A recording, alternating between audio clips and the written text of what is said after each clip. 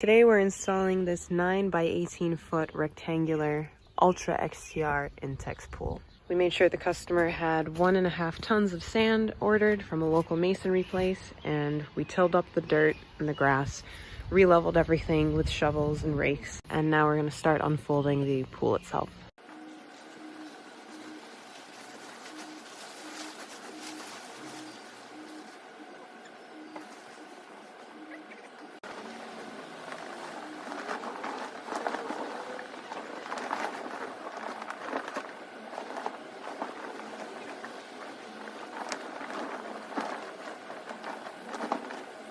These 4 are the corner joints. So I'm going to lay these out at every corner, and he's laying out all the legs. Since this is a 9 by 18 rectangle, we'll look at this picture. We're going to follow this diagram and put all of the parts that have the letter markings. Like, for example, see this bottom left corner has C, B, B, A. From bottom left to right, we're going to lay it out just like in the diagram. C, B, another B, and an A. Once all the parts are laid out, the next step is to open this box that has all of these restrainer straps. That's what they're called. And you slide it onto each of these U-shaped legs all the way around the pool. Let's show them how this next one's done. So I guess it says side facing up, all right. which is this little thing.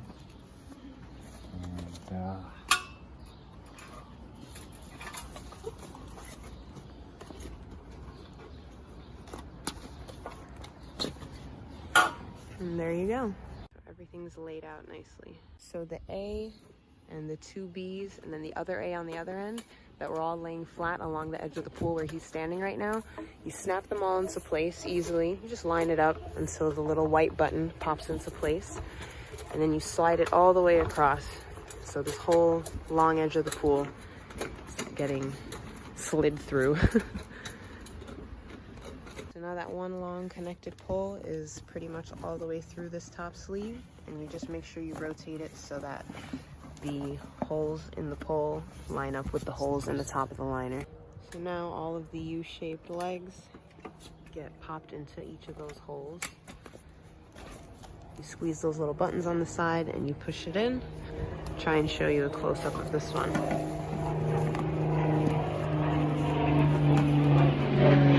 Whoa!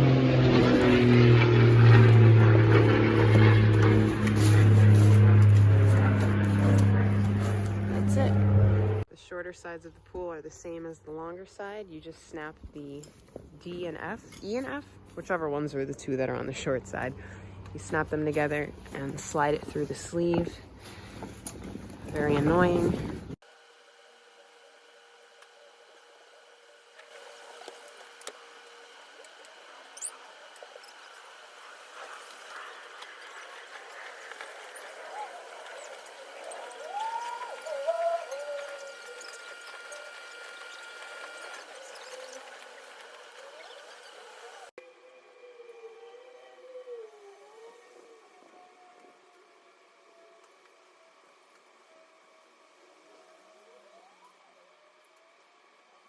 All the top rails of the pool are connected to the U-shaped ones. You have someone go into the pool. We started with this one corner. He's going to hold it up, and you're connecting the bottom strap or the bottom flap. Like, for example, where is it? Here. That's on the underside of the pool. It's going to get connected to this bottom flap on the bottom of each U-shaped leg with this black bar that goes in between. Did the first 3, and now on the 4th one, he's going to try and record it from the top down, maybe. Alright, so here's the strap that's connected to the pool vinyl, or the pool wall itself. This black bar goes into this first loop, and you wiggle it in here. And then this part's a little tight and annoying, but it should line up. The heat also doesn't help. It makes the liner soft and it makes things kind of stick. Yeah. Once it's lined up like that, it's pretty much locked into place. And then you just leave it for now. All the way around so far. You can see it's kind of holding itself up a little bit. We got one side left with just 2 more pieces. Now we're putting all the corners on. We got that one in so far. Couldn't really record it. I had to hold certain pulls to make it easier. Corners are definitely one of the more annoying parts, because you're dealing with an assembled liner that's kind of tight with all these pulls in it.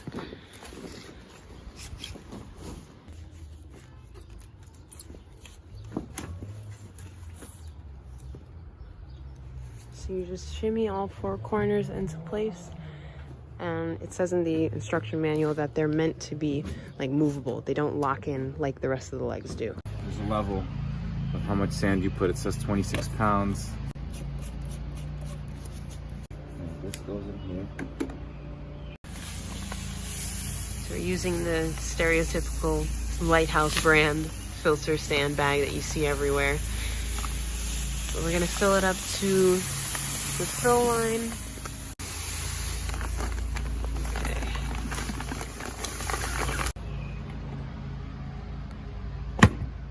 They also got a saltwater system, so we're gonna set that up as well. Also by Intex. So this shorter tube attaches there. Make sure the rubber gaskets are in.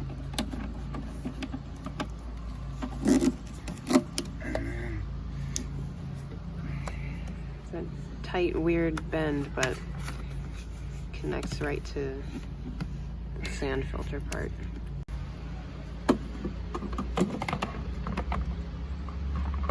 To hold everything in place, this black plastic piece holds everything together. It's a Phillips number 3.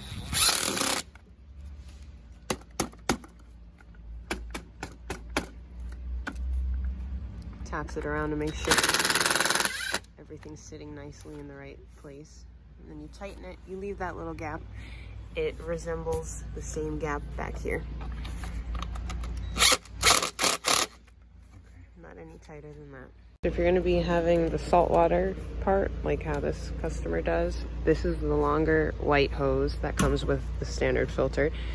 This long white hose gets connected up here, and the other end goes into the saltwater part.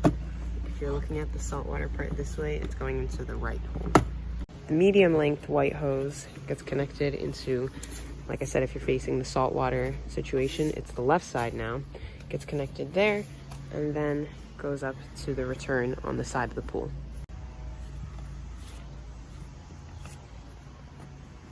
So the other medium-sized white hose that's coming out of this part of the pump gets the diverter piece connected to the end of it. And then these 2 clearish opaque hoses get connected on the left and right side of the diverter. Now we switched over to a 5/16 fit, and we'll be able to tighten the clamps that they give to hold these 2 opaque colored hoses.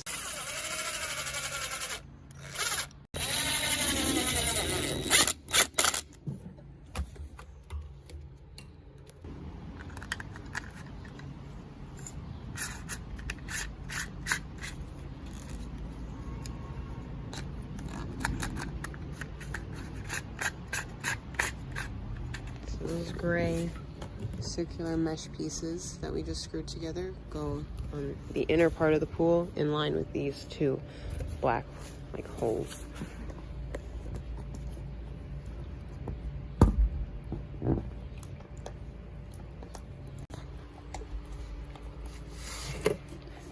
Now we're connecting these 2 opaque hoses that are on the left and right side of the diverter. They're going just respectively on the left and right, those black little hose looking holes that are on the side of the pool.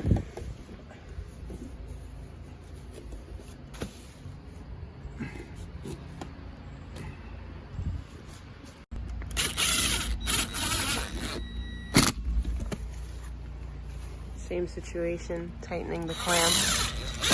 Also throwing in the deluxe skimmer box. Tighten it up. And it's connected to the right side of out of the 2 opaque hoses. It's the one on the right. So now both the regular pump and filter and the saltwater situation are all set up, but look at these two plugs. These are two pretty big, beefy plugs.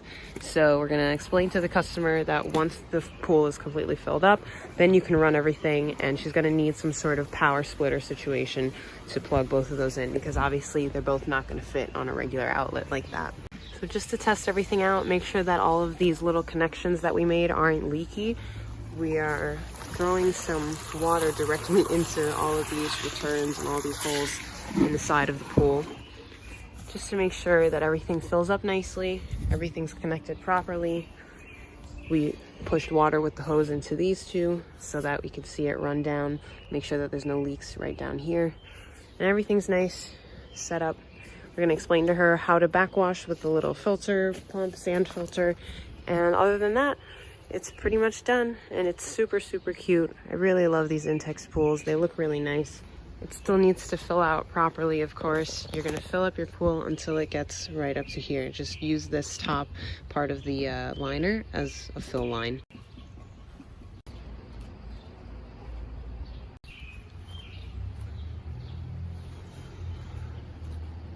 Alright guys, well I'm back in the work truck, and I just wanted to say thank you so much for watching. I really hope that we answered a bunch of your questions about installing a rectangular shaped Intex pool. Click the thumbs up down below to give this video a like if we answered any of your questions, and also feel free to leave a comment down below if you have any questions or comments about pools in general. And make sure you subscribe if you aren't subscribed already, because I have a bunch of giveaways and a lot of fun new stuff coming up on the channel in the near future. So thank you one more time for watching, and I'll see you next time. Bye!